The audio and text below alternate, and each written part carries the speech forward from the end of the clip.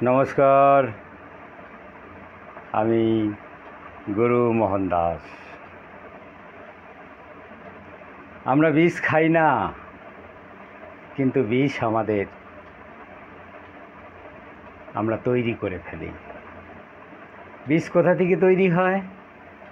কাম, ক্রোধ, লোভ, মোহ, এগুলো আমাদের মনের মধ্যে বিষের প্রয়োগ করে বিষ তৈরি হয়ে যায়। তাই এই মনটা আমাদের শুদ্ধ করতে হবে, মনকে পরিষ্কার করতে হবে। এই মনের মধ্যে কামনা বাসনার অনেক দাগ,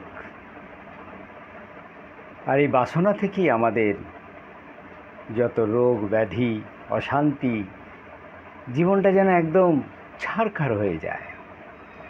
এক একটা বাড়ির এক একটা জীবনী কয়েক মিনিটের মধ্যে বাড়ির সমস্ত কাহিনী শেষ হয়ে যায়। কি এমন কর্ম তাদের? তাই লোহা দিয়ে যেরকম লোহা কাটা হয়, তেমনি আমাদের মন দিয়ে মনের ময়লাকে পরিষ্কার করা হয়। কথাটা, লোহা দিয়ে যেমন লোহা কাটা হয়, তেমনি আমাদের মন দিয়েও মনের এই কামনা বাসনাগুলোকে পরিষ্কার করতে হয়। এগুলো ময়লা ধরে আছে। তাই জীবন চলছে আমাদের। আমরা ভারতবর্ষের মাটির মানুষ, সনাতন ধর্মের মানুষ।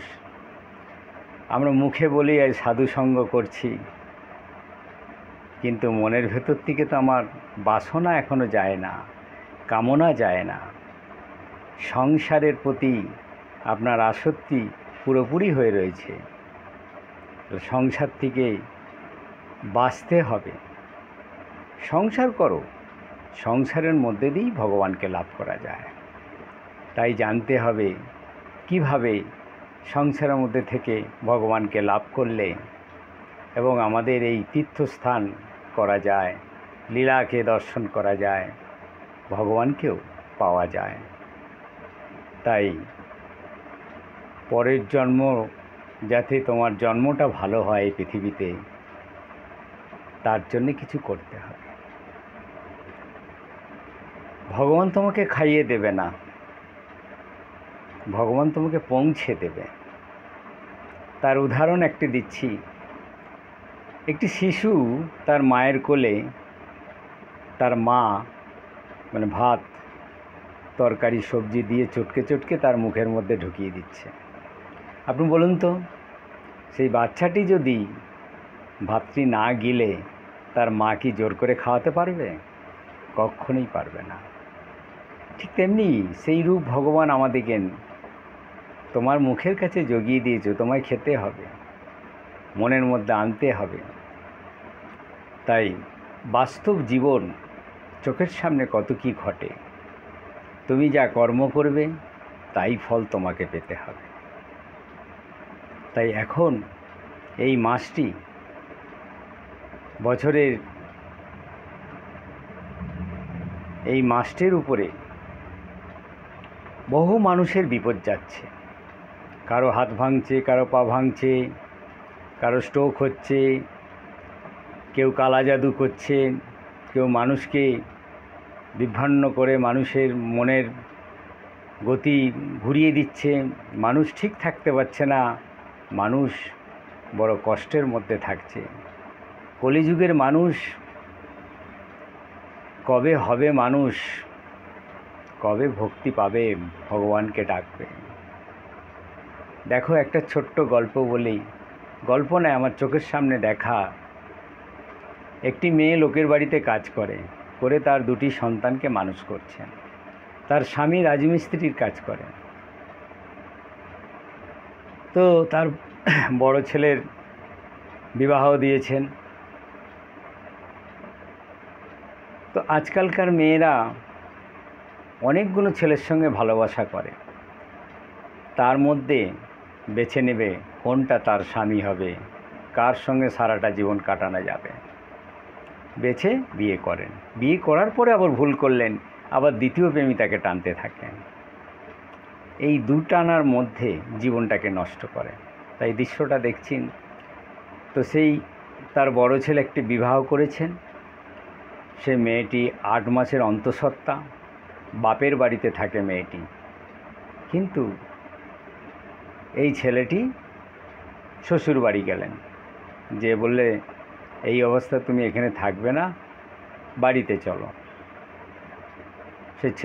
সেই মেয়েটির অন্য সঙ্গে তার ভালোবাসা আছে, তার সঙ্গে সামনে নানান রকম দৃশ্য করছেন, আর ওকে বলছে তুমি এখান থেকে চলে যাও। মারধর করে ওকে ওখান থেকে বার করে দিলেন, তোমার সঙ্গে ঘর করবো না, এই হ্যান ত্যান বলে তাড়িয়ে দিলেন মারধর করে। তারপর কি ঘটল, ছেলেটি বাড়িতে এলেন, এসে ওই দুঃখ সহ্য না করতে পেরে বাড়ির পাখার মধ্যে টাঙিয়ে দিল নিজের জীবন। ঝুলছে। মা লোকের বাড়ি কাজ টাজ করে সাইকেলে করে এসে দেখে দরজাটা ভেজানো ছিল, খুলে দিয়েই দেখছে যে তার সন্তান ঝুলছে। মা সঙ্গে সঙ্গে পড়ে তার স্ট্রোক হয়ে গেলেন। তারপর পাড়া প্রতিবেশী এসে খবর হলো চারিদিকে, বাবা রাজমিস্ত্রি কাজ করলো, ছুটে ছুটে এসে দেখেন বাবার দাঁতি পড়ে গেলেন। কয়েক ঘন্টার মধ্যে তাদের সংসারে সব যেন ছিন্ন ভিন্ন হয়ে গেলেন। কর্মফল নিশ্চয়ই তার পূর্বজন্মের, কি এ জন্মেই নিশ্চয়ই কোনো কর্ম খারাপ করেছিলেন, তাই সন্তান এসেও সন্তান চলে গেলেন। এই জন্য বহু মায়ের সন্তান এসে বড় করেও সে সন্তান কিন্তু চলে যায়, তার মায়ের সঙ্গে তার ঋণ শোধ করে দিয়ে তিনি চলে গেলেন। তাই এই পৃথিবীতে এরকম বহু মা, পেটে সন্তান নিয়েও অনেক মাও মরে যায়। একটি রিক্সা চার্জ করছেন কারেন্টের, সারা রাত ধরে টোটো রিক্সায় কোনো চার্জ হয়। সে ভদ্রমহিলা 8 মাসের পোয়াতি, কাজ টাজ করে বাড়িতে আসতে একটু পা স্লিপ খেয়ে যে রিক্সাটি ধরে ফেলেছেন, আর রিক্সাটি বডি হয়েছিলেন, সঙ্গে সঙ্গে ব্যাস কারেন্টে তার জীবন শেষ হয়ে গেল।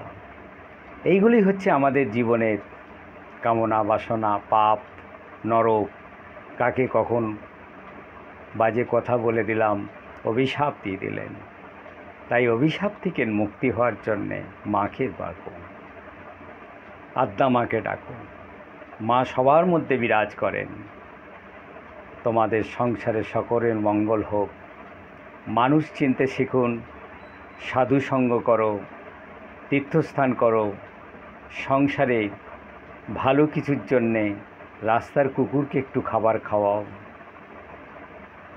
তোমার সাধ্যমতো সাধু সেবা করো, কিছু ভিখারিকে বাড়িতে বসিয়ে তাকে অন্ন খাওয়াও, দেখবে তোমার দোষ গুণ অনেক কেটে গেছেন।